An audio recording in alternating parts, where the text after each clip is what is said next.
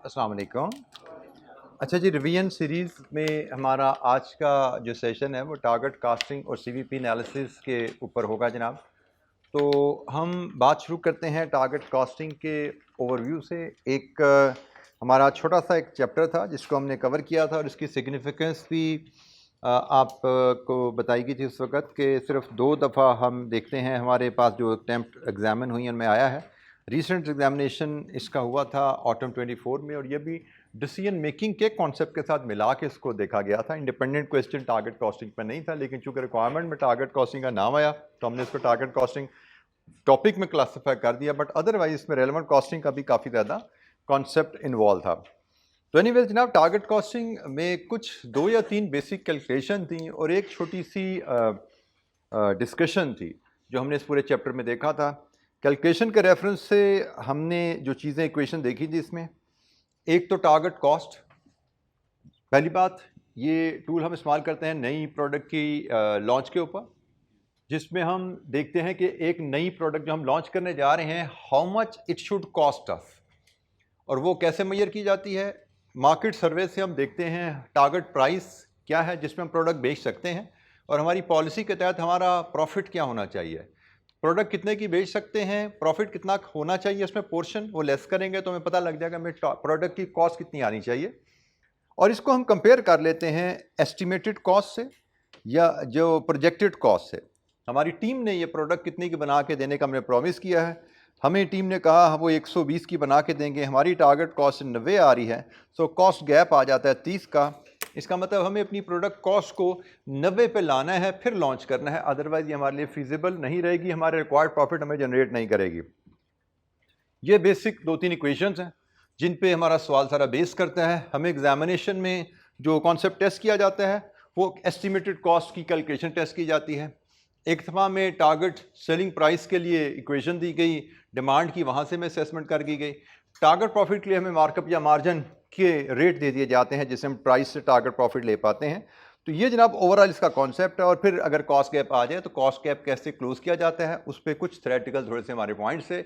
Exam में पास में question भी आया हुआ है कि कॉस्ट गैप को क्लोज करने के तरीके क्या हैं। तो it's a very simple very basic topic जिसमें कोई बहुत ज़्यादा एम्बिग्विटी जैसे कॉम्प्लिकेशन नहीं है। बट स्टिल किसी बच्चे के जहन में किसी टर्म पे किसी कैलकुलेशन पे कोई हेल्प चाहिए तो पूछिए जनाब, क्योंकि मेरे हिसाब से इसमें कोई ऐसे डिस्कशन वाले पॉइंट है नहीं जिस पे हम बात को बढ़ा सकें या इसको एनालाइज कर सकें इस टॉपिक को मज़ीद। अच्छा, मेजर टॉपिक जो इस एरिया आज के एजेंडा में हमारे पास है वो सीवीपी एनालिसिस है। सीवीपी एनालिसिस में आल्दो पास पेपर एनालिसिस में 2 क्वेश्चन हैं जहाँ पे क्वेश्चन नहीं आया, लेकिन मेरे हिसाब से सेफली हमें हर अटेम्प्ट में इस क्वेश्चन के लिए तैयार रहना चाहिए। सीवीपी एनालिसिस को ब्रेक इवन एनालिसिस भी कहा जाता है, कॉस्ट वॉल्यूम प्रॉफिट एनालिसिस भी कहा जाता है। और ये सेक्शन ए का सवाल है जिसमें हमें अप टू 10 मार्क का सवाल आता है। हमें सेक्शन बी में we don't expect, historical pattern बताता है। सेक्शन बी में हमें सीवीपी का एनालिसिस का सवाल कोई बड़ा सवाल नहीं मिलता। सीवीपी एनालिसिस में जैसे मैंने आपको शुरू में टॉपिक पढ़ाते हुए गाइडलाइन दी थी कि इसमें मेनली तो चंद फार्मूलाज और इक्वेशंस हैं जो हमें याद करने हैं। सिंगल प्रोडक्ट के रेफरेंस से, मल्टी प्रोडक्ट के रेफरेंस से there are set of formulas जो हमें मेमोराइज करने हैं, याद करने हैं। और उसके बाद इसमें आ जाता है चैलेंज उन फार्मूलाज के कम्बिनेशंस को अप्लाई करना, दाएं बाएं लेफ्ट राइट सेंटर से घुमा के रिक्वायरमेंट को एड्रेस करना। सीवीपी एनालिसिस में हमें यूजुअली छोटा सवाल होता है, लेकिन लॉजिकल मैथ्स के अंदाज में आपको कॉम्बिनेशन ऑफ फार्मूलाज को अप्लाई करके लेके चलना होता है। कुछ बेसिक इक्वेशंस जो हमने यहाँ पे सीखी थी, एक तो सीवीपी ब्रेक इवन पॉइंट की डेफिनेशन हो गई थी कि at break even point total revenue is equal to total cost. और फिर कुछ अजम्पशन थी कि सीवीपी एनालिसिस के लिए हमें कॉस्ट को फिक्स्ड और वेरिएबल में स्प्लिट ब्रेकअप अलग-अलग चाहिए, या क्वेश्चन में हमें अलग-अलग कॉस्ट दी जाएं, अगर नहीं अवेलेबल तो हाई लो की मदद से हमें अलग-अलग करना पड़ेगा, क्योंकि सीवीपी एनालिसिस तब तक परफॉर्म नहीं हो सकता जब तक हमारे पास फिक्स्ड और वेरिएबल कॉस्ट अलग-अलग अवेलेबल ना हो। फिक्स्ड कॉस्ट यूजुअली फिक्स समझी जाती है at all activity level, variable cost per unit भी कांस्टेंट ली जाती है एट ऑल लेवल, और सेल प्राइस भी कांस्टेंट रिज्यूम की जाती है। एज अ रिजल्ट हमारा कंट्रीब्यूशन पर यूनिट भी कांस्टेंट रहता है। और profit is maximised when contribution is maximum. जिस एक्टिविटी लेवल पे, जिस सेल लेवल पे हमारा कंट्रीब्यूशन सबसे ज़्यादा है, उसी से लेवल पे हमारा प्रॉफिट भी सबसे ज़्यादा आता है। ये कुछ बेसिक इक्वेशन और फार्मूलाज हैं। सीवीपी एनालिसिस मार्जिनल कॉस्टिंग पे बेस्ड प्रिंसिपल है, इसलिए कंट्रीब्यूशन की इक्वेशन जो हमने मार्जिनल कॉस्टिंग में सीखी थी वही है। टोटल कंट्रीब्यूशन की कैलकुलेशन भी जैसे हमने मार्जिनल कॉस्टिंग में सीखी थी सेम है। प्रॉफिट भी मार्जिनल कॉस्टिंग के तहत जैसे हम कैलकुलेट करते हैं वैसा ही है। और एक बड़ी अहम की इक्वेशन जो मैंने आपसे कहा था कि अक्सर सवालों में ये हमारी बेस बन जाती है क्वेश्चन को स्टार्ट करने के लिए, ये भी हमें याद रखनी है कि कहीं पे सवाल किसी और तरीके से हल नहीं हो रहा तो उसका स्टार्टिंग पॉइंट बाज़ ये बेसिक कॉन्सेप्ट होता है कि भाई हमें ब्रेक इवन सेल्स अगर अवेलेबल हों तो ब्रेक इवन सेल्स का कंट्रीब्यूशन कैलकुलेट कर लें, तो ब्रेक इवन सेल्स का contribution is equal to fix cost. इस प्रिंसिपल पे कई सवाल हमारे इनिशिएट हो जाते हैं। ये जी हमारे पास कुछ बेसिक फार्मूलाज थे सिंगल प्रोडक्ट के रेफरेंस से। ब्रेक इवन पॉइंट यूनिट्स निकालना हो तो fix cost over contribution per unit. Sale units to achieve target profit निकालना हो तो fix cost plus target profit. और यहाँ पे एक बात आपको हाईलाइट की थी, यहाँ पे जो टारगेट प्रॉफिट फॉर्मूले में आता है वो बिफोर टैक्स होता है, याद रखना है हमें। मार्जिन ऑफ सेफ्टी का फॉर्मूला हमने पढ़ा था कि मार्जिन ऑफ सेफ्टी यूनिट्स में रुपीस में लेना हो तो बजटेड सेल्स रुपीस ले लो, minus break even sale rupees कर लो तो मार्जिन ऑफ सेफ्टी रुपीस में आ जाएगा। बजटेड सेल्स यूनिट्स ले लो, break even sales units minus कर दो तो मार्जिन ऑफ सेफ्टी यूनिट्स आ जाएगा। और once margin of safety rupees में या यूनिट्स में अवेलेबल है, हम मार्जिन ऑफ सेफ्टी को परसेंटेज में भी कैलकुलेट करके रिपोर्ट कर सकते हैं। And it is always calculated with reference to budgeted sales. ख्याल रखना है डिनोमिनेटर में बजटेड सेल्स आता है, ब्रेक इवन सेल्स नहीं आती। क्या रखना है, margin of safety is always taken as a percentage of budgeted sale. फिर एक टर्म हमने सीएस रेशियो की पढ़ी थी, कंट्रीब्यूशन पर यूनिट और सेल प्राइस पर यूनिट करें तो सीएस रेशियो आ जाती है। और सीएस रेशियो को कैलकुलेट करने का एक तरीका यह भी है कि total contribution of the organisation divided with total revenue of the organisation कर दें तो यहां से भी हमें सीएस रेशियो मिलती है। एक यूनिट सिंगल प्रोडक्ट में कंपनी डील कर रही है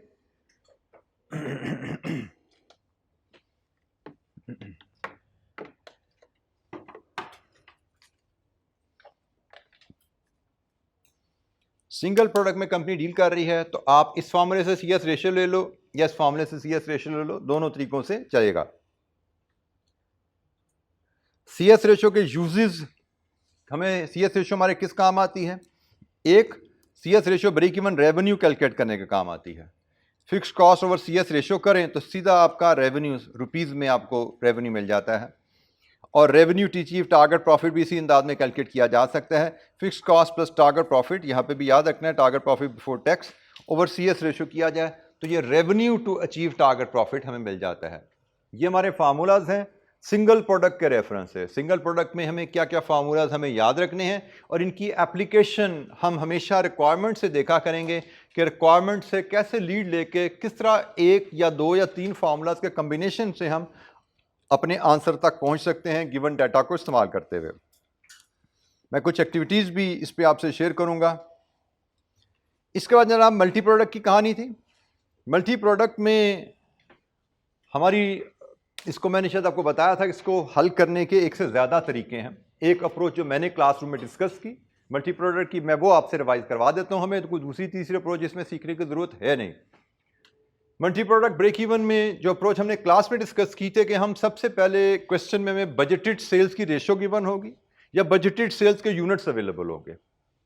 रेशियो अवेलेबल है तो वेल एंड गुड, रेशियो नहीं अवेलेबल, यूनिट्स अवेलेबल है तो यूनिट से रेशियो बना लो। तो पहला काम होता है budgeted multi product break even में। आप एक से ज़्यादा प्रोडक्ट बेच रहे हैं तो ब्रेक इवन कैसे निकालना है?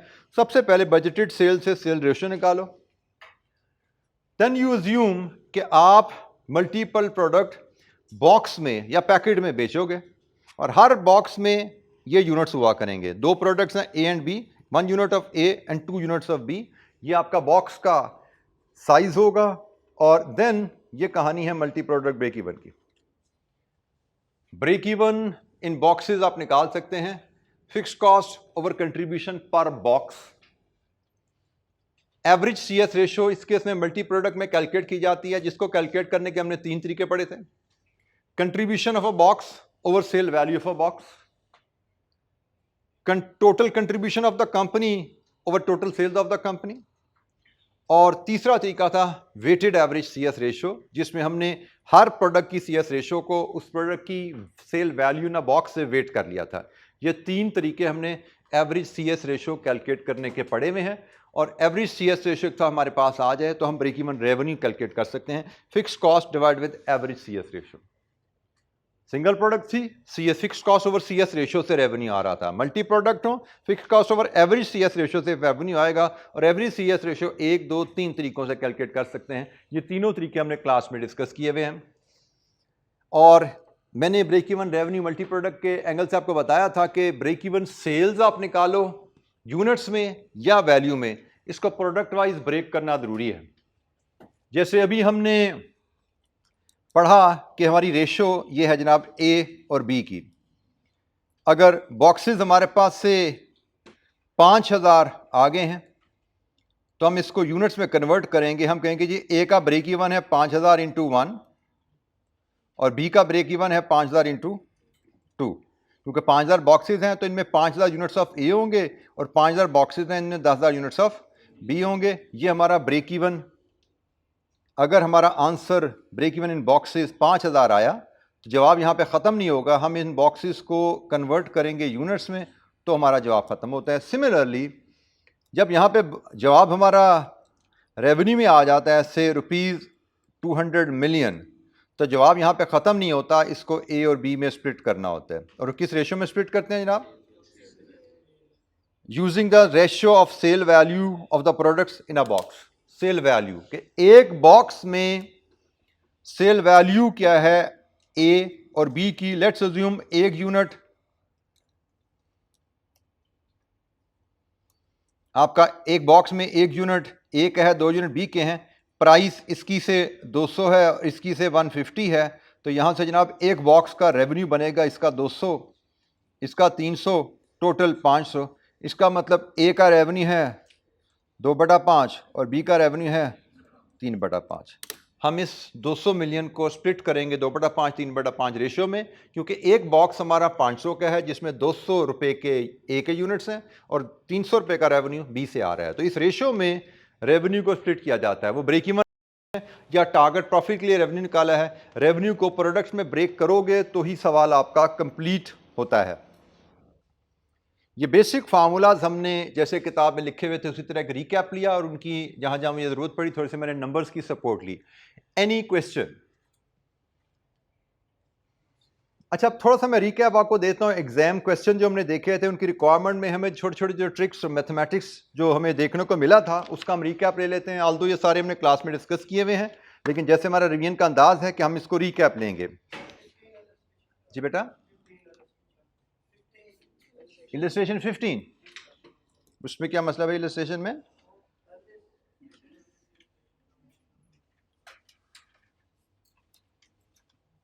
CS इलस्ट्रेशन 15 में आपके साथी कोई सवाल पूछना चाह रहे हैं तो जनाब पहले हम इलस्ट्रेशन 15 खोल लेते हैं अपने सामने।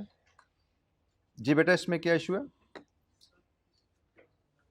बेटा इसमें मैंने आपको बताया ना कि इसमें आपको एवरेज CS रेशो किस फार्मूले से निकालनी है? Revise weighted average ratio. ये क्लास में किया था हमने सवाल। क्या चैलेंज पूछो मुझसे, क्या सवाल इसमें इशू क्या है आपको? कहां तक पहुंचे और कहां पे फंस गए जाके आप? जी बेटा,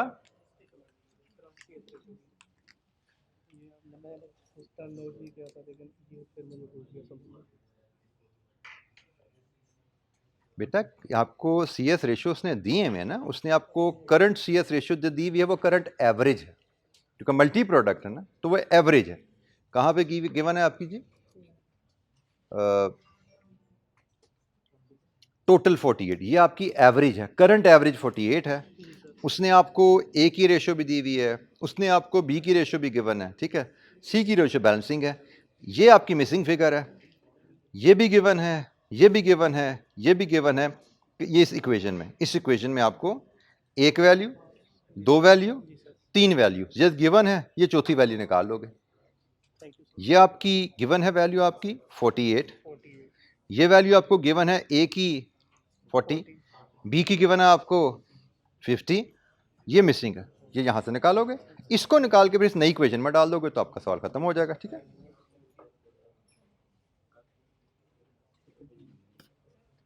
अच्छा जी, मैंने कुछ ट्रिक्स जो मैंने कहा था कि एग्ज़ाम के रेफरेंस से जो मैं डिफरेंट क्वेश्चन में टेस्ट हुई हैं, मैं उनका आपको ज़रा रिकैप दे दूं। एक हमें एक से ज़्यादा सवालों में ये चीज़ ऐसे टेस्ट की गई है। नॉर्मली हमें जो दिया जाता है रिलेशनशिप के प्राइस और कंट्रीब्यूशन मार्जिन रेशो, प्राइस 100 है, कंट्रीब्यूशन मार्जिन रेशो 20 है, तो हमें पता था वेरिएबल कॉस्ट हमारी 80 आ गई। लेकिन कुछ सवालों में कॉन्सेप्ट को इस तरह प्लेस किया गया है जिसमें में कहा जाता है कंट्रीब्यूशन मार्जिन 40 है लेकिन वो नेट ऑफ 2% कमीशन है। तो हमने जो रिलेशनशिप वहां पे जो स्टैब्लिश किया था, हमने कहा था कि प्राइस 100 है तो कमीशन यहाँ पे 2% अगर है तो नेट प्राइस हमारी जो बचती है वो 98 है। कंट्रीब्यूशन मार्जिन इस 98 का 40% है, कितना बनता है 39.2। इसका मतलब अदर वेरिएबल कॉस्ट, यहाँ पे मैं सिर्फ इधर मैंने वेरिएबल कॉस्ट लिखा था क्योंकि ये टोटल वेरिएबल कॉस्ट थी, यहाँ पे मैं अदर वेरिएबल कॉस्ट लिख रहा हूँ क्योंकि ये जो कमीशन है ये भी तो वेरिएबल कॉस्ट ही है ना। तो हमारे पास वेरिएबल कॉस्ट के यहाँ दो हिस्से हैं, तो जो अदर वेरिएबल कॉस्ट है वो कितनी है, इसमें से ये माइनस करें तो 58.8। अब मैं इस रिलेशनशिप को अगर इस अंदाज में अगर मैं प्लेस करूं, इस अंदाज में प्लेस करूं तो मेरा रिलेशनशिप यहां पे ये बन जाता है प्राइस 100, वेरिएबल कॉस्ट यहां पे अगर हम देखें तो एक कमीशन है और एक अदर है 58.8, यहां से टोटल वेरिएबल कॉस्ट बनती है 60.8 और यहां से भी कंट्रीब्यूशन मार्जिन बनता है 39.2। ये रिलेशनशिप है। अब इस रिलेशनशिप की बेस पे आपको कोई एक वैल्यू गिवन हो, आप कोई दूसरी वैल्यू तीसरी वैल्यू निकाल सकते हो। फॉर एग्जांपल मैं आपसे कहता हूं कमीशन जो है वो 5 रुपए है, प्राइस बताओ क्या है। अगर कमीशन 5 रुपए है तो प्राइस क्या है, निकाल के बताओ जरा, कैलकुलेट करो सारे बच्चे जरा कैलकुलेट करें जरा। असूल है हमारा क्या मैथमेटिक्स का, given value divided with its base multiplied with base of the required value. 250 हमारी प्राइस है जी यहां से। अब हमें एग्जाम में कोई भी एक फिगर गिवन हो, मैं आपको सवाल दूसरा पूछता हूं, भाई अगर कमीशन 5 रुपए है तो मेरी टोटल वेरिएबल कॉस्ट कितनी है। अगर मेरी प्राइस कमीशन 5 रुपए है तो मेरी टोटल वेरिएबल कॉस्ट बताओ क्या। सेम असूल, given value divided with its base multiplied with base of the required value 60.8 152। ठीक है जी। तो ये आप जब ये रिलेशनशिप बिल्ड कर लेते हो तो इसके मुताबिक क्वेश्चन में कोई भी एक गिवन वैल्यू अवेलेबल हो, आप सारी वैल्यूज निकाल सकते हो। आप एक्चुअल कंट्रीब्यूशन निकाल सकते हो, आप यहां से प्राइस निकाल सकते हो, आप यहां से अदर वेरिएबल कॉस्ट निकाल सकते हो, कोई भी वैल्यू निकाल सकते हो। ये रिलेशनशिप अगर आपने बिल्ड कर लिया तो क्वेश्चन में किसी एक इंफॉर्मेशन को पकड़ के आप कोई भी दूसरी वैल्यू सिंपल इस रिलेशनशिप से निकाल सकते हैं। ठीक है, तो ये कॉन्सेप्ट एक एग्जामिनर ने हमारा यहां पे टेस्ट किया था, इस क्वेश्चन में भी किया था। इसके अलावा भी एक क्वेश्चन है जहां पे उसने इस कॉन्सेप्ट को टेस्ट किया हुआ है। तो आपको इसको समझना है, इस पे आपकी ग्रिप रहनी चाहिए, और ये वैल्यूज को हम कैसे डिटरमिन करते हैं ये भी आपके ज़हन में होना चाहिए। फिर एक क्वेश्चन हमें और आया था जिसमें एग्जामिनर ने कहा था जी प्रॉफिट, इसमें इसने दो कॉन्सेप्ट डाले थे। एक तो 2 महीने गुजर चुके हैं, 10 महीने रहते हैं, इसको तो हमने आसानी से हल कर लिया था कि पूरे साल में कितना हमें टारगेट कंट्रीब्यूशन कमाना है, 2 में कितना कमा लिया तो बाकी 10 का मिल गया था। एक तो ये कॉन्सेप्ट था। लेकिन उससे हट के जो इसमें चीज़ थी कि इसने टारगेट प्रॉफिट के लिए नंबर ऑफ यूनिट्स की बात नहीं की थी, इसने डिजायर्ड डिविडेंड के लिए नंबर ऑफ यूनिट्स की बात की थी। तो हमें फिर डिजायर्ड डिविडेंड को टारगेट प्रॉफिट बिफोर टैक्स में कन्वर्ट करना पड़ा था, और वो हमने इस रिलेशनशिप के तहत कन्वर्ट किया था कि भाई पहले प्रॉफिट बिफोर टैक्स होता है, फिर इसमें से टैक्स जाता है, फिर प्रॉफिट आफ्टर टैक्स आता है, इसमें से फिर डिविडेंड जाता है, और यहां से फिर प्रॉफिट रिटेन्ड आता है। हमें एग्जामिनर ने टारगेट डिविडेंड दिया था, हम इस डिविडेंड से इस फिगर पे पहुंचे थे। हमें जो रिलेशनशिप दिया गया था, जैसे यहाँ पे मैंने कोशिश तो की थी कुछ चीज़ मैं ले आऊँ, टैक्सेशन का रेट यहाँ पे नहीं आ रहा, चले मैं डाल देता हूँ। हमें रिलेशनशिप जो दिया गया था, हमें कहा गया था कि अगर हम प्रॉफिट बिफोर टैक्स 100 कमाते हैं तो टैक्स से 30% है, इसका मतलब 30 टैक्स निकल जाएगा, प्रॉफिट आफ्टर टैक्स 70 बचता है। और हमें बताया गया था हम जो डिविडेंड है वो मैक्सिमम इसमें से 80% दे सकते हैं। हमें कहा गया था डिविडेंड मैक्सिमम इसका प्रॉफिट आफ्टर टैक्स का, ये लिखा हो ना यहाँ पे सर, डिविडेंड कैन नॉट पे dividend exceeding 80% of profit after tax. इसके 80% से ज्यादा डिविडेंड नहीं दिया जा सकता, ये बनता है 56। ठीक है जी। तो ये यहां से एक रिलेशनशिप हमारे सामने एक आ जाता है। रिलेशनशिप क्या है कि अगर ये 100 है तो ये 30 और 100 30 70, ये तो बन गया 100 30 70। लेकिन दूसरे केस में अगर ये 100 है तो ये 80 है। ठीक है जी। ये हमें एक रिलेशनशिप यहां गिवन था, हमने इस रिलेशनशिप को यूज करके यहां तक पहुंचना था, जो हमने फिर अल्टीमेटली यूज करना था fix cost plus required profit before tax. ये फिगर हमने प्रॉफिट बिफोर टैक्स की इधर लाके फिर ऐड करनी थी। तो इस केस में हमें उसने कहा था कि डिविडेंड 5% ऑफ डिविडेंड पे किया जा सकता है, लेकिन डिविडेंड प्रॉफिट आफ्टर टैक्स का 80% से ज्यादा नहीं हो सकता। ये जो डिविडेंड की परसेंटेज दी जाती है ये पेड अप कैपिटल पे लगता है। ये डिविडेंड की जो रेशो दी जाती है ये पेड अप कैपिटल पे लगता है। तो let's assume paid up capital अगर हमें कहा जाए एक ऑर्गेनाइजेशन का वो 500 मिलियन है, इसका मतलब जो हमें डिविडेंड पे करना है वो 500 मिलियन का 5% पे करना है। कितना बनता है? 25 मिलियन। हमें 25 मिलियन का डिविडेंड पे करना है। तो यहां से कहानी शुरू होती है कि अगर डिविडेंड 25 है तो प्रॉफिट आफ्टर टैक्स कितना होगा? अगर डिविडेंड 25 है तो प्रॉफिट आफ्टर टैक्स कितना होगा? Value 25 with its base 80 into 100, 31.25। अच्छा जी। अब जब हमें प्रॉफिट आफ्टर टैक्स मिल गया तो प्रॉफिट बिफोर टैक्स निकालना है। अगेन प्रॉफिट आफ्टर टैक्स 31.25, इसकी बेस 70, तो प्रॉफिट बिफोर टैक्स 100 कितना होगा? 44.64। लीजिए जी, ये हमारा प्रॉफिट बिफोर टैक्स की फिगर आ गई। एग्जामिनर ने हमें डिविडेंड का ये टारगेट दिया था, बाकी उसने परसेंटेजेस दी हुई थी, परसेंटेजेस से मैंने ये रिलेशनशिप निकाले हैं। उस रिलेशनशिप को लेते हुए मैं टारगेट प्रॉफिट पे पहुंच गया 44.64, जिसको मैंने फिक्स कॉस्ट में ऐड करना है तो मेरा टोटल कंट्रीब्यूशन आ जाता है। परसेंटेजेस और प्रोपोर्शन की सिग्निफिकेंस मैं आपको पूरे सेमेस्टर में बताता रहा हूं कि अगर आप परसेंटेजेस प्रोपोर्शन के ऊपर आपकी ग्रिप रहेगी तो ही आप ओवरऑल एक अच्छी परफॉर्मेंस दे पाओगे डिसीजन मेकिंग में, सीवीपी एनालिसिस में, प्राइमरली इन एरियाज में। बाकी एरियाज में भी इनकी अहमियत है, लेकिन सीवीपी में, डिसीजन मेकिंग में, रेलेवेंट कॉस्टिंग में यहाँ पे परसेंटेज प्रोपोर्शन की अहमियत ज़्यादा हो जाती है। इन सवालों को परफॉर्म करने के लिए आपकी ग्रिप बहुत ज़्यादा बेहतर होनी चाहिए इन एरियाज में। जी बेटा, एनी क्वेश्चन? एक हमने ये ट्रिक देखी एग्जामिनर ने जो हमें कई दफ़ा टेस्ट की भी है, ये ट्रिक भी एग्जामिनर ने हमें 1 या 2 सवालों में टेस्ट की हुई है, ज़्यादा में नहीं है, 1-2 में ये भी है, एग्जामिनर वेरी करता रहता है। और एक ये भी एग्जामिनर ने ट्रिक्स टेस्ट की थी हमें जो रूटीन से हट की थी, कैपेसिटी यूटिलाइजेशन, कि भैया आपने जो टारगेट सेल्स निकाली हैं या जो ब्रेक इवन सेल्स निकाली हैं उस पर कैपेसिटी यूटिलाइजेशन कितने % है।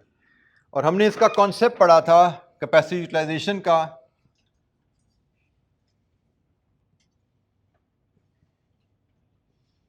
इज आप इसको यूनिट्स टर्म में बात करना चाहो तो units sale achieved divided with total capacity of the plant.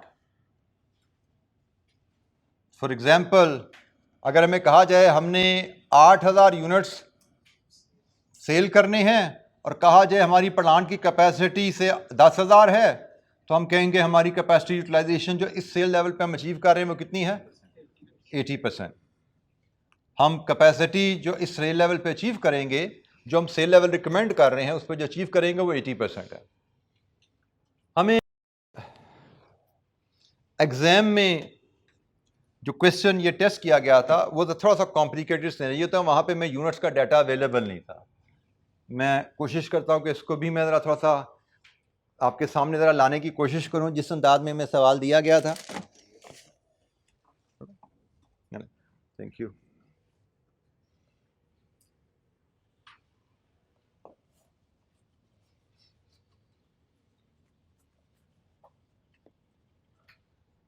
हमें वहाँ पे एग्जामिनेशन में क्वेश्चन जो दिया गया था वो कुछ इस अंदाज में बन रहा था कि हमें टारगेट रेवेन्यू हमने निकाला था, हमने टारगेट रेवेन्यू निकाला था और हमें पता है रेवेन्यू क्या होता है, यूनिट्स इनटू प्राइस।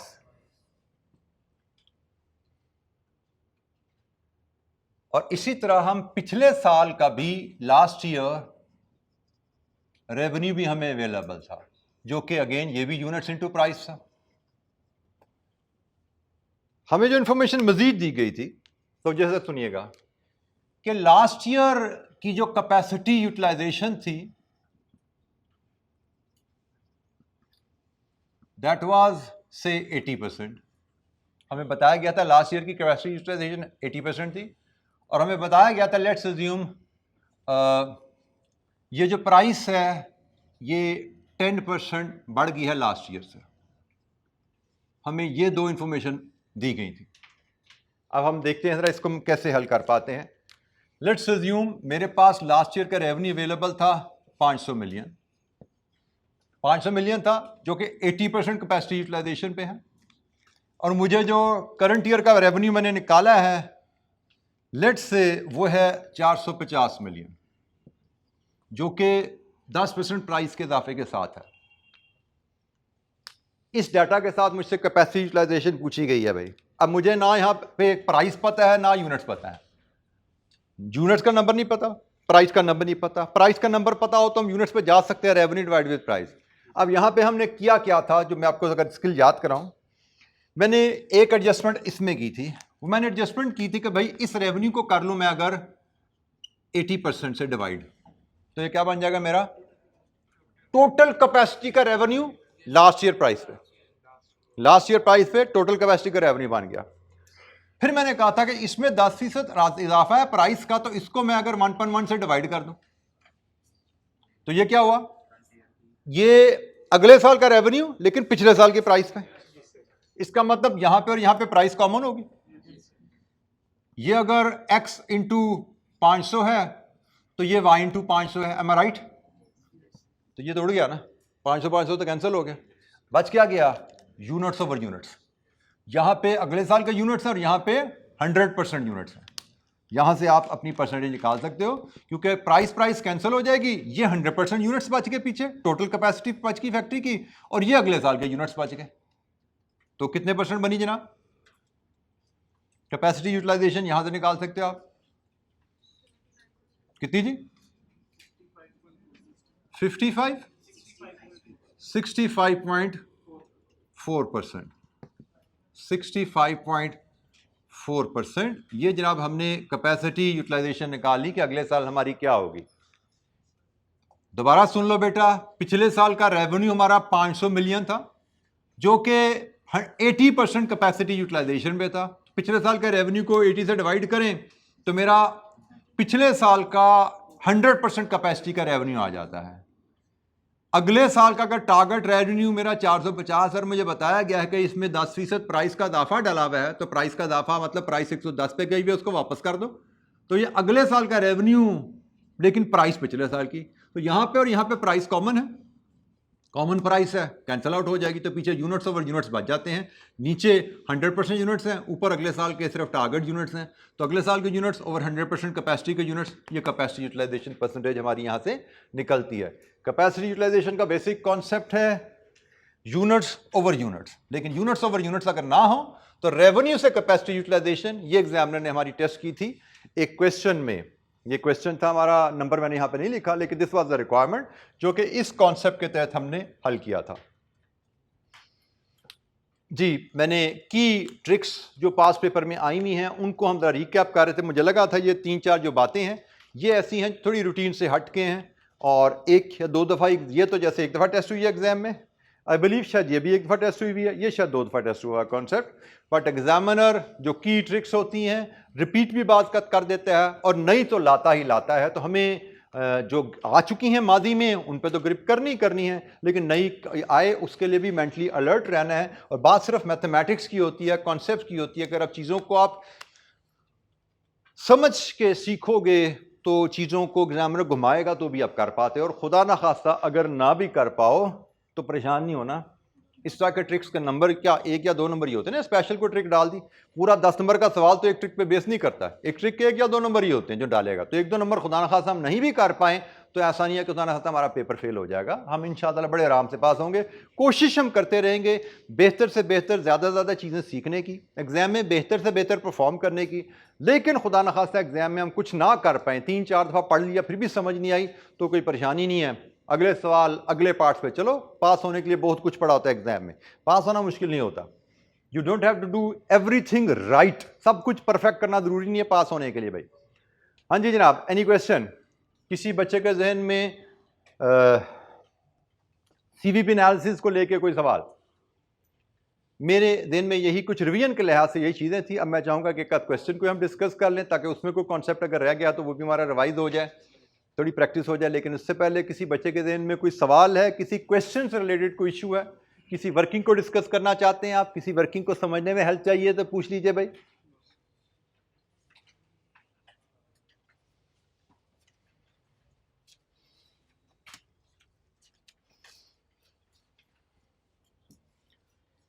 अच्छा जी, एक क्वेश्चन है मल्टी प्रोडक्ट सिनेरियो पे। ये क्वेश्चन काफ़ी पुरानी स्कीम से है, लेकिन इससे मिलता जुलता सवाल हमने कैफ में भी कहीं डील किया हुआ है। कुछ ना कुछ शायद कोई एक आध चीज़ नहीं हो, अदरवाइज काफ़ी चीज़ें इसकी हमने डील की होंगी किसी और सवाल में। 2 पार्ट्स हैं जी इसके। पहला part determine break even sale revenue 8 number, और दूसरा part determine the number of tables and chairs that needs to be sold if company wants to pay a dividend of 10% and retained profit amounting to 4% of sales. ये वही जब हमने सवाल किया था ना, ये उसका नेक्स्ट लेवल है। जो हमने कहा था, या उसने कहा नहीं था कि 10% डिविडेंड हमने कमाना है, बल्कि एक और भी सवाल हमने किया था अगर आपको याद हो, जो मैंने आपको इक्वेशन से करवाया था कि target profit X% of sale कमाना चाहता है। सवाल याद है ना, वो भी किया था। तो समझो ये उसको, ये डिविडेंड और X% ऑफ सेल को मिला के, दोनों को मिला के ये सवाल है। ये एक नेक्स्ट लेवल क्वेश्चन है जो कि हम डिस्कस करेंगे इंशाअल्लाह। ABC Limited deals in manufacturing of tables and chairs. Profit and loss account of the company for the year ended 30th June 2014 is as follows. Rupees in thousand में sales, cost of goods sold, gross profit, operating expenses, net profit before tax, taxation कुछ नहीं है यहाँ पे, net loss after taxation, net loss आ गया क्योंकि company ने profit ही नहीं कमाया, इसलिए लॉस आ रहा है। Selling price per table and chair is 22,000 and 800 per unit, having contribution margin of 35 and 30% respectively. Tables and chairs are sold in the ratio of 1:4, एक table के साथ चार chairs. 80% of the operating expenses are fixed, while the remaining expenses are directly attributable to the number of units sold, मतलब variable है। अच्छा, cost of goods sold के बारे में हमारी जनरल अजम्पशन रहती है कि ये सारे वेरिएबल होते हैं, जनरल अजम्पशन। ऑपरेटिंग एक्सपेंसेस के बारे में हमारी नॉर्मल अजम्पशन रहती है ये सारे फिक्स होते हैं, unless question tells you otherwise. जैसे इसके बारे में उसने कह दिया कि इसमें 80% फिक्स है। अगर क्वेश्चन साइलेंट होता हम सारा फिक्स लेते, उसने कहा जी 80% फिक्स है तो 20% वेरिएबल हो गए।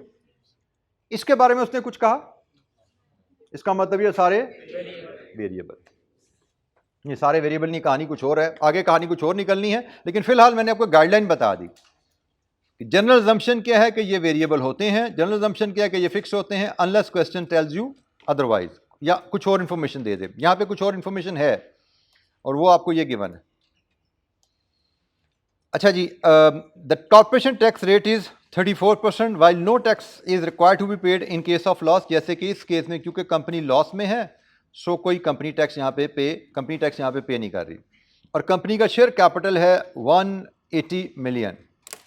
पहला पार्ट, ब्रेक इवन सेल्स बताइए। ब्रेक इवन सेल्स क्या होती है जी?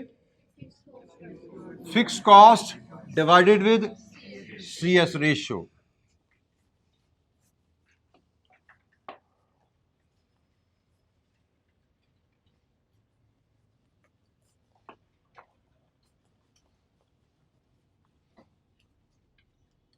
अच्छा, इस तरह का क्वेश्चन, जैसे ये वाला पार्ट जो पहला पार्ट है ना, इससे तो मिलता जुलता हमने बिल्कुल कहीं ना कहीं इसको सॉल्व किया हुआ है किसी पास पेपर में।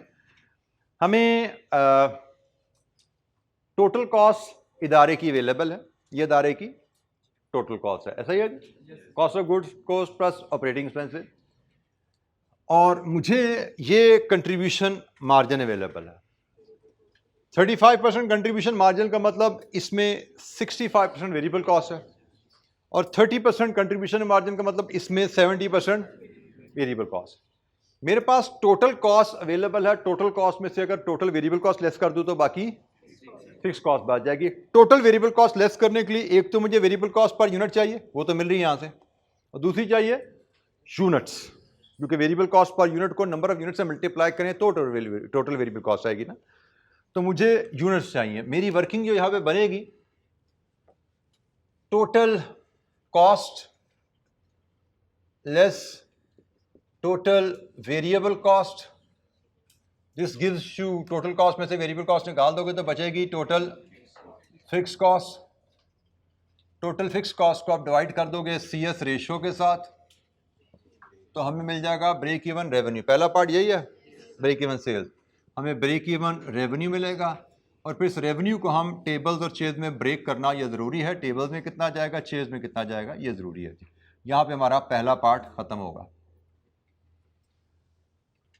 टोटल कॉस्ट जैसे कि उसने रुपीज़ इन थाउजेंड में ली हुई है, तो हम भी रुपीज़ इन थाउजेंड में यहाँ पे लिख देते हैं। 211,500 प्लस 57300 कितना हुआ जी?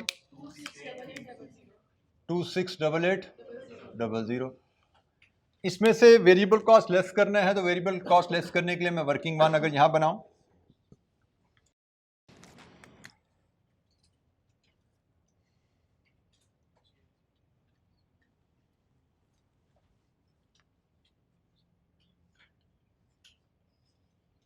यहां पे मैं प्रोडक्ट लूं,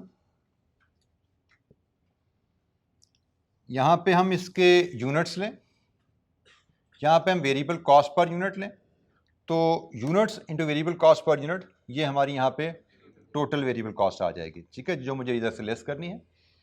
अच्छा, वेरिएबल कॉस्ट पर यूनिट तो हमें रेडीली अवेलेबल है। जैसे एक हमारी प्रोडक्ट है टेबल, एक प्रोडक्ट है चेयर।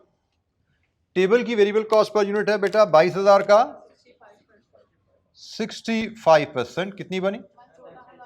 14,300। और चेयर की वेरिएबल कॉस्ट आएगी 8,000 का 70%, 5,600। लीजिए जी, हमारे पास वेरिएबल कॉस्ट पर यूनिट आ गई टेबल की, चेयर की। अब मुझे चाहिए यूनिट्स। यूनिट कहां से निकालेंगे? रेवेन्यू की इक्वेशन बना के, वर्किंग 1.1, हम रेवेन्यू की इक्वेशन बना के वहां से यूनिट्स डिटरमिन करेंगे। अज्यूम करें सेल ऑफ टेबल जो हैं वो X यूनिट्स हैं, तो फिर सेल ऑफ चेयर्स कितनी हो जाएंगी? 4X हो जाएंगी। तो फिर रेवेन्यू की इक्वेशन बनेगी आपकी, टेबल की प्राइस है 22,000, X plus 8,000 into 4X is equal to कितना रेवेन्यू है? 243 मिलियन। बेटा अब ये हम मिलियन में ले जाएंगे, तो जो वजह क्यों हमने जीरो क्यों लगा दिया साथ, क्योंकि ये प्राइस हमारी रुपीज़ में है। जब ये रुपीज़ में है तो ये वैल्यू भी मुझे रुपीज़ में चाहिए, रुपीज़ इन थाउजेंड में नहीं चाहिए। ये मैथमेटिक्स है, इसके बारे में मैं पहले आपको अलर्ट कर चुका हूँ। Be careful whenever the figures are rounded off, carefully चीज़ों को हैंडल कीजिए। अगर आपने यहाँ पे 243,000 लिख दिया तो सारा गड़बड़ हो जाएगा, क्योंकि ये प्राइस रुपीज़ में है तो रेवेन्यू भी हमें रुपीज़ में लेना है, ख्याल करना है। Solve it for x. 4500 ये आपकी होगी टेबल्स की सेल, और चेयर्स की सेल आपकी 4x होगा, 18,000। लीजिए जी, put it here. Tables 4500, chairs 18,000, multiply कीजिए 4500 टू दिस, ये आपकी वेरिएबल कॉस्ट, इसको हम रुपीज इन थाउजेंड में वापस ले जाते हैं। 64350, और ये जनाब 18 इंटू 5,600,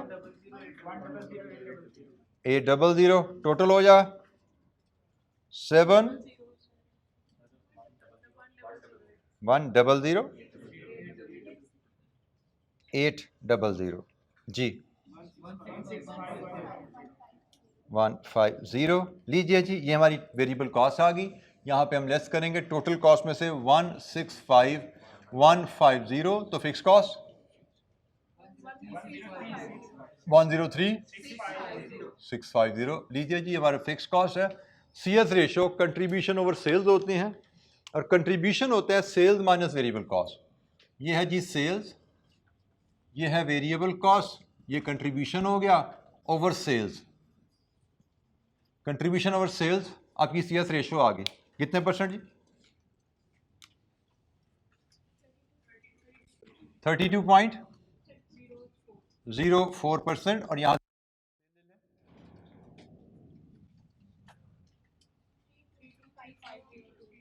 325,502, ये हमारी सेल्स है, रुपीज इन थाउजेंड में डाटा चल रहा है। और यहाँ से अब हम इसको स्प्लिट कर लेंगे टेबल्स और चेयर में। रेशो हमारी बनेगी बॉक्स, एक बॉक्स में टेबल और चेयर 1:4 हैं, और रेवेन्यू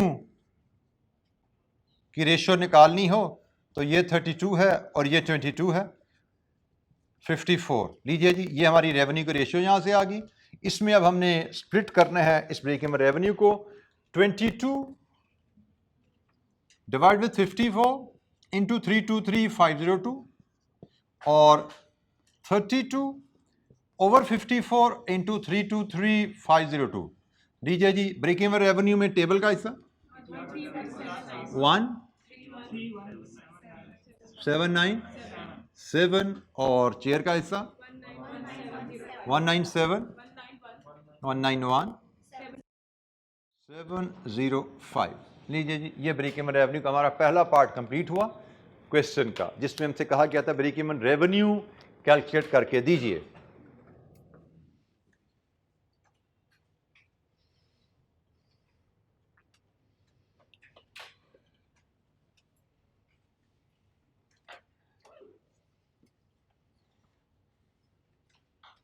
जी बेटा, पार्ट ए, ये सिमिलर वर्किंग हमने कैफ लेवल पे एक सवाल में की हुई है। एक अच्छा सवाल मल्टी प्रोडक्ट ब्रेक इवन का, जो माजी में ये सवाल ऑनेस्टली स्पीकिंग जो मैंने आपको दिया, बेसिकली ये ओरिजिनल क्वेश्चन है जिससे इंस्पायर होकर कैफ का सवाल बना हुआ है। जो आपका सवाल कैफ का बना हुआ इस सवाल से इंस्पायर होकर बना है, क्योंकि ये 2014 में CA फाइनल में ये सवाल आया था। आपको 2018-20 में ये सवाल दिया गया है, तो इस सवाल को देख के इंस्पिरेशन लेके आपका सवाल बना हुआ है। बिल्कुल मिलता जुलता सवाल है आपका इससे। वो कारपोरेटर रक्स वाला सवाल याद है ना, कारपोरेटर रक्स वाला, तो सेम यही डाटा था सारा। पार्ट ए बिल्कुल इससे मिलता जुलता था आपका।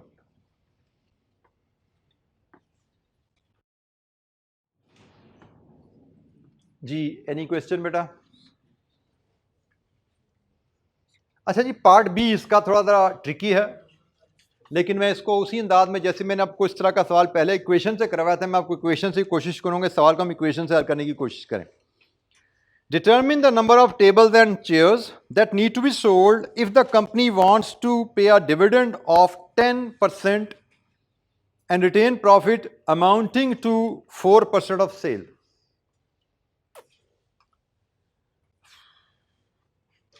अच्छा, हम ज़रा हिसाब किताब लगाने की कोशिश करते हैं पहले तो यहाँ पे हम ऐसे अजम्पशन ले लेते हैं। अजम्पशन लें, सबसे पहले उसने हमसे यूनिट्स मांगे हैं ना, कितने यूनिट बेचें। तो हमने कहा जी अज्यूम करो टेबल्स x हैं और चेयर्स 4x हैं। इसका मतलब रेवेन्यू हमारा कितना होगा, 22,000 x plus 8,000 into 4 32,000 x। Agreed जी। अच्छा, इसके साथ हम एक रिक्वायर्ड डिविडेंड भी कैलकुलेट कर लें। रिक्वायर्ड डिविडेंड हमारा कितना है, 10% डिविडेंड देने हैं और 10% डिविडेंड हमेशा कैलकुलेट किया जाता है पेड अप कैपिटल का। तो वो जनाब 180 मिलियन का 10%। अच्छा, चूंकि सारा डाटा हम रुपीस में ले रहे हैं तो यहाँ पे भी डिविडेंड भी हम रुपीस में ले आते हैं, 18 मिलियन। अच्छा जी, अब हमारे पास चीजें कुछ अवेलेबल है। फिक्स कॉस्ट की फिगर हमारे पास है। हमने जो कॉन्सेप्ट सीखा वह है कि फिक्स कॉस्ट 103,650,000 रुपीज में ले जाओ उसको भी, क्योंकि वो रुपीज इन थाउजेंड में है, plus target profit. Target profit before tax होता है, ठीक है जी। अब जरा इसके हिसाब किताब लगाना शुरू कीजिए जरा। हमारा डिविडेंड है 18 मिलियन प्लस प्रॉफिट रिटेन्ड। आपको याद है मैंने इक्वेशन बताई थी कि प्रॉफिट आफ्टर टैक्स में डिविडेंड पे होता है, फिर बाकी रिटेन्ड होता है। तो इसका मतलब आपका जो प्रॉफिट आफ्टर टैक्स होता है वो दो चीज़ों का सम होता है, एक डिविडेंड प्लस प्रॉफिट रिटेन्ड, ठीक है जी। ये दो चीज़ें ऐड करें तो प्रॉफिट आफ्टर टैक्स बनता है। तो भाई हमने डिविडेंड तो ले लिया, अब इसमें प्रॉफिट आफ्टर टैक्स ऐड करो, वो है 10% ऑफ, इसको भी इकट्ठा कर दो ना, ये कितना बन जाता है 54,000 एक्स। ये है ना हमारा रेवेन्यू। तो जनाब 10% of 4% of sale, 4% of sales हमने प्रॉफिट रिटेन करना है। तो जो कीजिएगा बेटा, ये क्या बन गया, ये प्रॉफिट आफ्टर टैक्स बन गया ना भाई, dividend plus profit retain, profit after tax हो गया। मैंने फिक्स कॉस्ट में क्या ऐड करना होता है, प्रॉफिट बिफोर टैक्स। तो जनाब प्रॉफिट बिफोर टैक्स के लिए ग्रॉस अप करो, what is the tax rate, तो इसको 66% से डिवाइड कर दो। ये मेरी इक्वेशन बन गई है, fix cost plus target profit before tax divided with CS ratio 32.04%। What it should give me, revenue. लीजिए जी, solve this equation for x और 4x, ये आपके आंसर होंगे। इक्वेशन बेटा जरा देख लो, fix cost plus target profit before tax divided with CS ratio gives you the required revenue. Fixed cost plus target profit before tax divided with CS ratio gives you the total revenue. तो ये हमने equation build की और इस equation को हम solve करेंगे x के लिए और 4x के लिए। तो जनाब बताइए x का आंसर क्या है,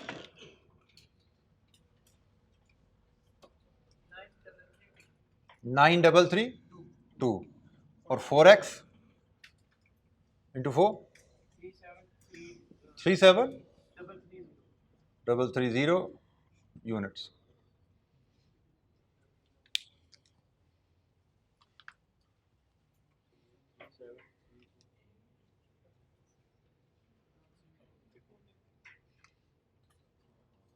जी बेटा, एनी क्वेश्चन?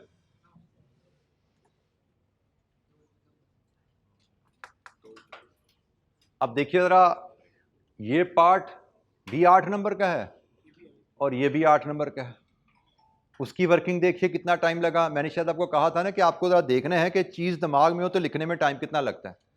अब ये अगर आप सोल्यूशन देख पा रहे हो तो ये सोल्यूशन अगर आपको समझ आ रही है सोल्यूशन है क्या, तो सोल्यूशन पेपर पे ला के लिखने में 2-3 मिनट से ज़्यादा नहीं लग रहे।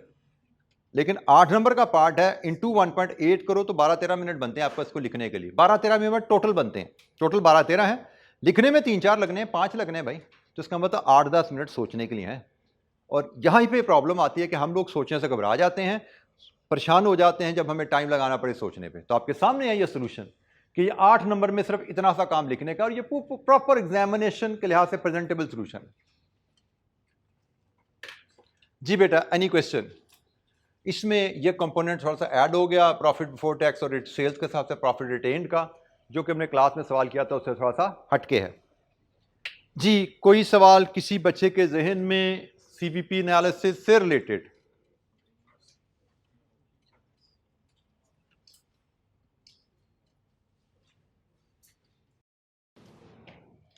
ये कारपेट एंड रग्स वाला ही सवाल था, समझे? जैसे मैंने कहा वो इसी सवाल से इंस्पायर होकर बना हुआ है। उसमें ये रिक्वायरमेंट थोड़ी सिंप्लीफाई कर दी गई थी। ऊपर वाला पार्ट एक रिक्वायरमेंट तो बिल्कुल सेम थी, ये रिक्वायरमेंट वहां पे शायद थोड़ी कारपेट एंड रग में थोड़ी सिंप्लीफाई कर दी गई थी। वो हमारा क्वेश्चन नंबर कौन सा था कारपेट एंड रग का? 8। हमारी किताब में क्वेश्चन नंबर 8 एग्जैक्टली। तो बिल्कुल ये क्वेश्चन नंबर 8 इससे इंस्पायर होकर बना हुआ है। उसमें 7 और 5 नंबर का सवाल है, क्योंकि थोड़ा सिंप्लीफाई कर दिया गया था, इसके नंबर इस पा के 5 रखे गए थे वहां पे।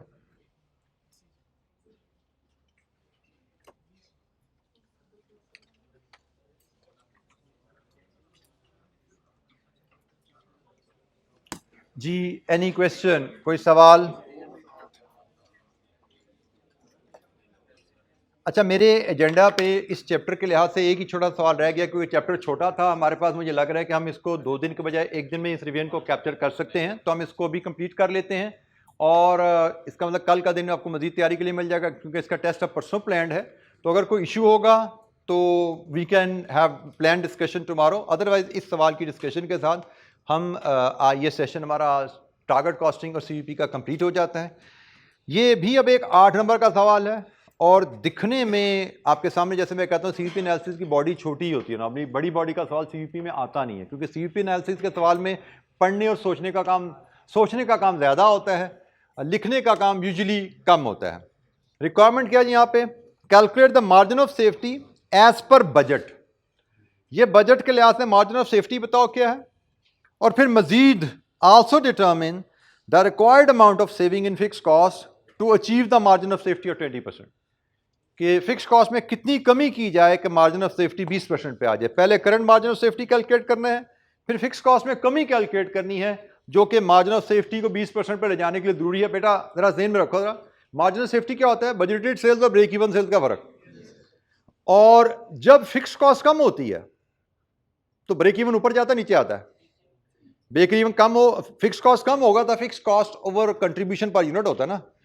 तो फिक्स कॉस्ट कम होने से ब्रेक इवन मतलब मार्जिन ऑफ सेफ्टी बढ़ जाएगा। ठीक है, तो उसने कहा कि भाई मार्जिन ऑफ सेफ्टी करंट ही निकालो कितने का। लेट्स अज्यूम मैं कहता हूँ जी वो 15% आ रहा है, फिर कह रहा है 20% पे ले जाना है। 20% पे ले जाने के लिए आपको फिक्स कॉस्ट को ब्रेक इवन नीचे ले जाना है। ब्रेक इवन कैसे नीचे जाएगा? फिक्स कॉस्ट नीचे ले जाके। उसने पूछा कितनी फिक्स कॉस्ट नीचे ले जानी है कि मार्जिन ऑफ सेफ्टी 20% आए। तो सवाल पढ़ते हैं, कोई बहुत ज़्यादा कॉम्प्लिकेटेड सवाल है नहीं, लेकिन एक अपने अंदाज का एक नया सवाल आया था फर्स्ट टाइम, इसलिए मैंने सोचा कि इसको भी हम क्लास में डिस्कस कर लें। Tanzeem Limited is engaged in the manufacturing and sale of a single product. Its budget for the next year envisages the following. ये अगले साल का बजट है। 8 मिलियन सेल्स यूनिट्स, 64 रुपये के हिसाब से 512 million revenue, net profit 32 million, जिसमें 40% फिक्स्ड है और रिमेनिंग 60% वेरिएबल है। Director believe that margin of safety as per budget is low and should be at least 20%. They understand that the sales cannot be increased due to market competition. Margin of safety बढ़ाने का दूसरा तरीका ये भी था ना, budget और cell को ऊपर ले जाओ। बजट सेल को ऊपर ले जाओ तो भी मार्जिन ऑफ सेफ्टी बढ़ जाता। उसने कहा वो नहीं बढ़ाया जा सकता, वो वहीं पे लॉक है। इसका मतलब फिर क्या करना पड़ेगा? ब्रेक इवन को नीचे लाना पड़ेगा। उसके लिए उसने कहा कि they have advised management to identify the areas where fixed expenses can be reduced to achieve a margin of safety 20%। लीजिए जी, पहला काम है कैलकुलेट कीजिए margin of safety as a percentage. तो margin of safety as percentage निकालने के लिए हमें क्या चाहिए? Break even sales. Break even sales के लिए हमें क्या क्या इंफॉर्मेशन चाहिए? Fix cost over CS ratio. Fix cost over CS ratio से ब्रेक इवन सेल्स हमारे पास आएंगी, और वहां से फिर हम मार्जिन ऑफ सेफ्टी आसानी से कैलकुलेट कर सकेंगे।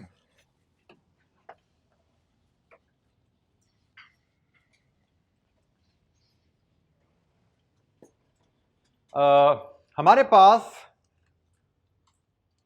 रेवेन्यू अवेलेबल है, प्रॉफिट अवेलेबल है, और रेवेन्यू से प्रॉफिट तक पहुंचने का सफर कैसे होता है? Revenue minus cost is equal to profit, ऐसा ही है। Revenue minus cost is equal to profit. तो मुझे बेसिकली टोटल कॉस्ट अगर चाहिए हो तो मैं कैसे लूंगा? बेटा इक्वेशन ले आओ, profit is equal to total revenue या सेल्स माइनस टोटल कॉस्ट। तो टोटल प्रॉफिट मेरे पास है 32, रेवेन्यू मेरे पास है 512, कॉस्ट मेरा एक्स है, तो एक्स को इधर लाओ, उसको तो लेके जाओगे, तो X is equal to 512 minus 32, 480 million, ये मेरी टोटल कॉस्ट है। अब इसमें से इसके मैं आसानी से दो हिस्से कर सकता हूँ। फिक्स कॉस्ट हमारी है कितनी जी? 40% ऑफ 480, 192, और वेरिएबल कॉस्ट हमारी है 60% ऑफ 480, 288। लीजिए जी, इस इंफॉर्मेशन के साथ अब हम आसानी से ब्रेक इवन रेवेन्यू कैलकुलेट कर सकते हैं। Break even revenue fix cost over CS ratio, और CS होता है कंट्रीब्यूशन, 512 माइनस 288 ओवर सेल्स 512। लीजिए जी, this should give you break even revenue. Contribution over sales, ये CS रेशो है आपकी, fix cost over CS ratio, break even revenue 488.85। लीजिए जी, हमसे कहा गया है calculate margin of safety. Margin of safety के लिए मुझे ब्रेक इवन रेवेन्यू चाहिए था। अब यहां से हम current margin of safety measure कर लेंगे, which will be break even revenue 512 minus 438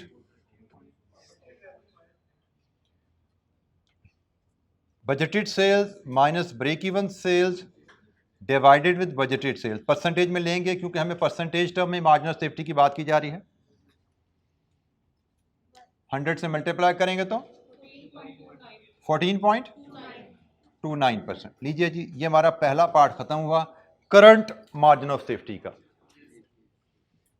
margin of safety percentage में budgeted sales minus break even sales over budgeted sales, ये हमारा मार्जिन ऑफ सेफ्टी है बजटेड सेल्स के हिसाब से 14.29%।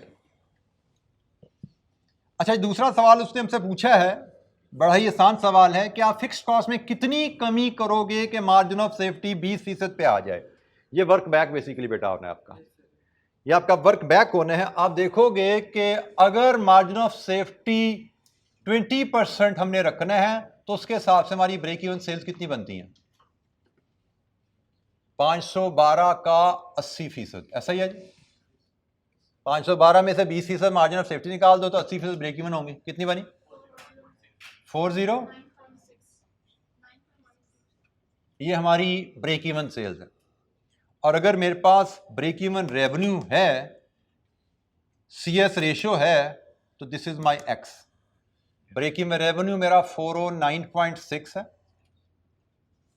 ये मेरा फिक्स कॉस्ट मेरा एक्स हो जाएगा जो मैंने निकालनी है, और CS रेशियो सेम। ये कितनी आ रही थी यहाँ CS रेशियो? 43.75, 43.75%। ये मैंने सेम वही CS रेशियो यहाँ से उठा ली है, यही सेम CS रेशियो मैंने यहाँ से उठा ली है। ठीक है जी।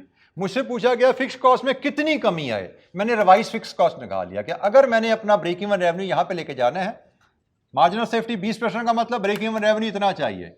ब्रेक इवन रेवेन्यू अगर यहाँ पे चाहिए तो मेरी फिक्स कॉस्ट कितनी होनी चाहिए? क्योंकि CS रेशियो में तो कोई चेंज नहीं आनी।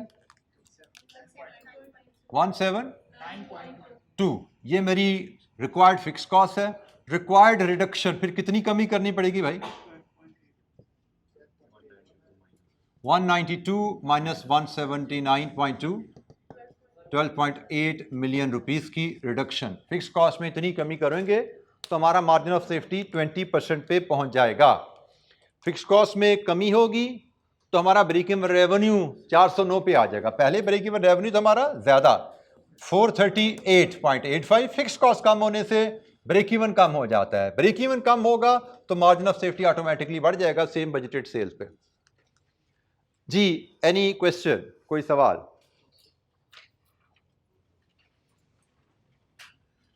बेटा अगर कोई सीवीपी एनालिसिस की रिवीजन में कोई इशू आए, आपको कोई प्रॉब्लम आए किसी क्वेश्चन को करने में, किसी कॉन्सेप्ट को अप्लाई करने में, व्हाट्सएप ग्रुप तो हमारे पास अवेलेबल है। कल का दिन हम व्हाट्सएप ग्रुप पे भी डिस्कशन कंटिन्यू रख सकते हैं। कल का दिन क्या, ये तो डिस्कशन एग्जाम तक हमारी इंशाल्लाह चलती रहेगी।